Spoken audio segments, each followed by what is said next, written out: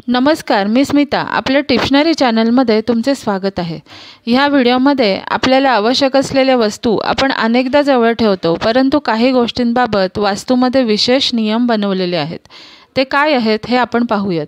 पण त्याआधी हा व्हिडिओ तुम्हाला आवडल्यास लाईक, शेअर आणि ह्या चॅनलवर नवीन असल्यास सबस्क्राईब करायला विसरू नका. घराच्या देवघरामध्ये आपण कोणत्या वस्तू ठेवाव्यात आणि कोणत्या ठेवू नये हे आपण आधीच्या व्हिडिओमध्ये पाहिलेले आहेतच. पण अशी कोणती वस्तू ठेवू नये त्याने नकारात्मक ऊर्जा निर्माण होते. देवघरात कात्री आणि इतर तीक्ष्ण वस्तू ठेवू नये. अशा पवित्र ठिकाणी आगपेटीही ठेवू नये. आपण जाणून घेऊया कात्री न ठेवण्यामागील काय कारण आहे. देवघरात कात्री, चाकू, सुया किंवा इतर कोणत्याही वस्तू ठेवू नये की ज्या वस्तूने तुम्हाला हानी होऊ शकते. वास्तूनुसार ते केवळ नकारात्मक ऊर्जा पसरवत नाही तर घराचे कलहाचे कारणही बनते.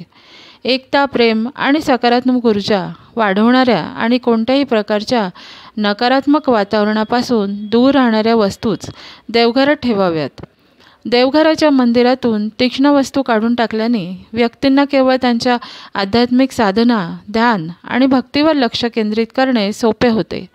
जर तुम्हाला घरातील सर्व लोकांमधील नाते दृढ करायचे असेल तर लक्षात ठेवा की चुकूनही या वस्तू देव्हाऱ्यात ठेवू नका.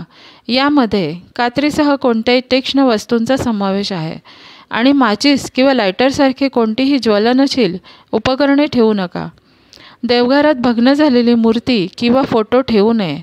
मूर्ती भग्न झाल्यास ती ताबडतोब पूजेच्या ठिकाणाहून काढून टाकावी. देवघरात सुकलेली फुले किंवा हार कधीही ठेवू नका.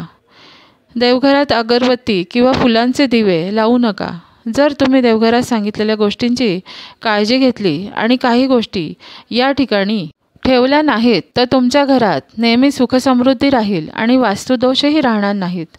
ह्या व्हिडिओबाबत काही प्रश्न असल्यास कमेंट सेक्शनमध्ये कमेंट करा व श्री स्वामी समर्थ लिहायला विसरू नका. नमस्कार.